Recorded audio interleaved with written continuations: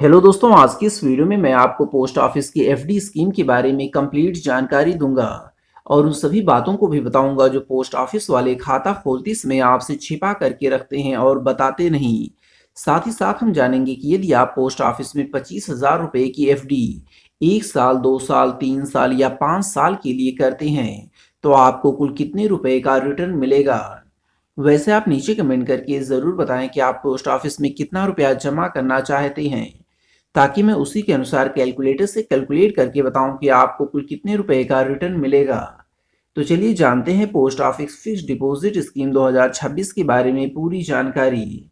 जैसे कि 2026 में एफडी करवाने पर कितना ब्याज दर मिलेगा, टैक्स बेनिफिट कितना और कैसे मिलेगा, टीडीएस कितना और कैसे कटेगा, समय से पहले एफडी तोड़ने पर क्या होगा, कितने पैसों से एफडी शुरू कर सकते हैं, ये सारी जानकारियां आज की इस वीडियो में मैं आपको बताऊंगा। तो आइए दोस्तों, सबसे पहले जानते हैं कि पोस्ट ऑफिस में वर्तमान समय 2026 में ब्याज दर यानी कि इंटरेस्ट रेट कितना चल रहा है।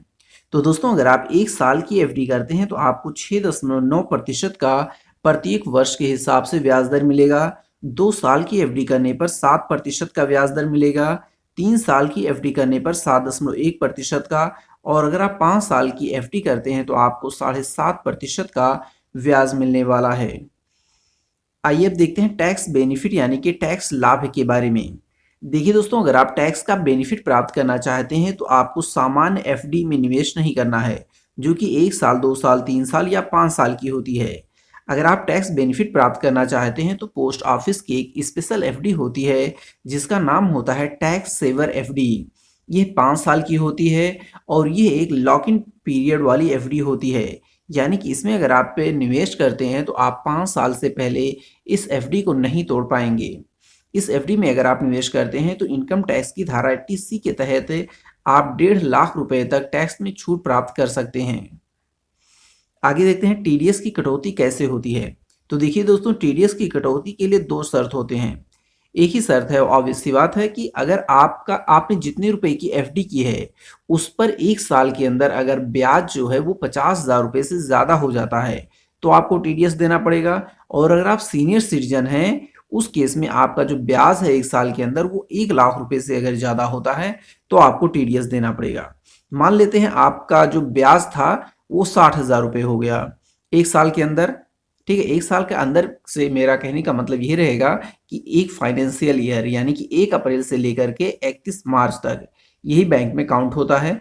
इसके बीच बीच अगर आपका जो ब्याज दर है वो 50,000 रुपये से ज़्यादा होगा तो जितना ज़्यादा होगा, यानी कि मान लेते हैं 60,000 हुआ, यानी कि कितना ज़्यादा हुआ, 10,000 रुपये ज़्यादा हुआ, तो इस 10,000 रुपये पर आपको 10% का टीडीएस देना पड़ेगा। यानी कि आपको 1,000 रुपये का जो है टीडीएस जो है बैंक वाले ऑटोमेटिक, पोस्ट ऑफिस की बात हो रही है तो पोस्ट ऑफिस वाले ऑटोमेटिक काट लेंगे। और अगर जो पैन कार्ड अटैच नहीं है आपके अकाउंट से तो 20% भी टीडीएस पोस्ट ऑफिस वाले काट लेते हैं। सेम केस बैंक में भी होता है जब आप एफडी करते हैं। तो बस थोड़ा सा डिफरेंस ये होता है कि पोस्ट ऑफिस में 50,000 रुपये तक की छूट मिल जाती है और वहाँ पर जो होता है बैंक में वहाँ पर केवल 40,000 तक की छूट मिलती है, और सीनियर सिटीजन के केस में 50,000 तक की छूट मिलती है, इसमें ज़्यादा मिलता है। आगे देखते हैं, ये हो गया हमारा समय से पहले पैसा निकालने का क्या नियम है, प्रीमेच्योर विड्रॉल रूल क्या है 2026 के अनुसार। देखिए, जब आपने एफडी किया, अगर आप एफडी को तोड़ना चाहते हैं तो इसके लिए क्या नियम है। देखिए, 6 महीने तक तो आप एफडी को नहीं तोड़ सकते हैं। अगर आप चाहें कि 6 महीने से पहले मैं एफडी को तोड़ दूं तो आप एफडी को नहीं तोड़ सकते हैं। 6 महीने से 12 महीने तक यानी 6 महीने हुआ और उसके बाद 1 साल तक है। ठीक है, क्या रूल है इसमें, अगर आप अपनी एफडी को तोड़ते हैं तो जिस दर से आपने एफडी की थी वो दर आपको नहीं मिलेगा, बल्कि पोस्ट ऑफिस में उस समय में, ठीक है, जो सेविंग अकाउंट होगी, पोस्ट ऑफिस में सेविंग अकाउंट खुलता है जैसे बैंक में खुलता है उसी तरह का पोस्ट ऑफिस में भी खुलता है, तो उसका जो ब्याज दर चल रहा होगा वही ब्याज दर आपको मिलेगा। वर्तमान समय में 4% का ब्याज दर मिल रहा है पोस्ट ऑफिस में, तो आपको 4% का ब्याज दर मिलेगा। 1 साल के बाद अगर आप बंद करते हैं तो आपको जिस दर से आपने एफडी की थी उससे 2% कम आपको ब्याज दर मिलेगा। मान लेते हैं आपने 5 साल के लिए एफडी की थी तो 5 साल के केस में आपको 7.5% का ब्याज दर मिलना चाहिए। लेकिन अगर आप 1 साल बाद, 2 साल, 3 साल या 4 साल बाद 5 साल से पहले, ठीक है, 1 दिन भी पहले अगर आप अपनी एफडी को तोड़ते हैं तो आपको इससे 2% कम यानी कि 5.5% का ही ब्याज दर मिलेगा जितना भी टाइम गुजरेगा उस पर। आगे देखते हैं एफडी खाता खोलने का क्या नियम है। तो देखिए आप ऑनलाइन भी तरीके से खोल सकते हैं और ऑफलाइन भी तरीके से खोल सकते हैं।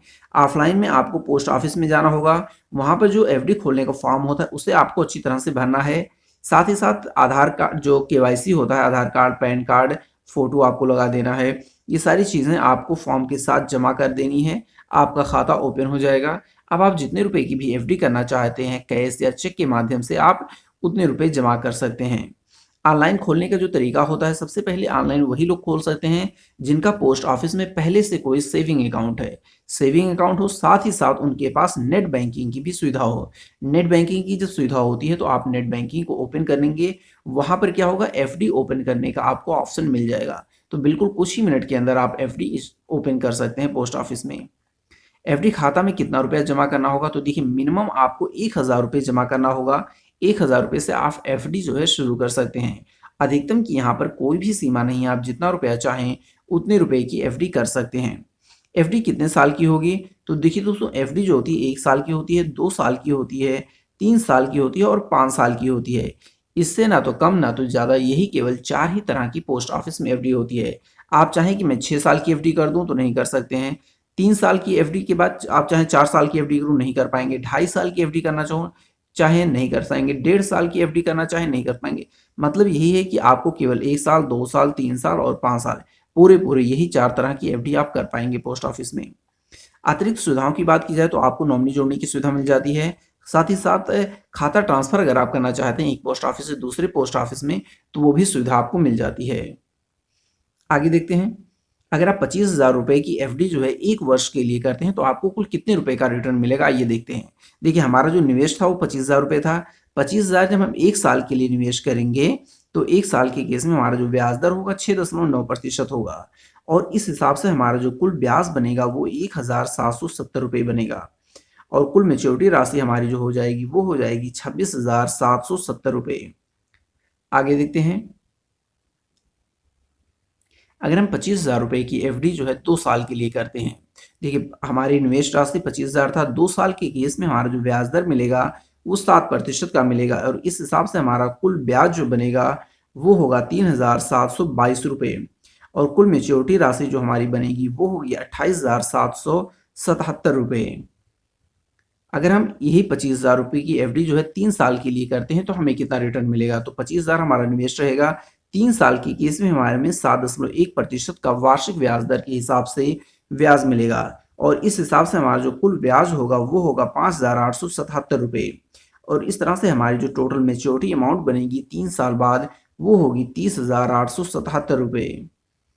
आगे देखते हैं अगर हम 25,000 रुपये की एफडी जो 5 साल के लिए करते हैं तो 5 साल के केस में करने पर हमें 7.5% का ब्याज दर मिलेगा।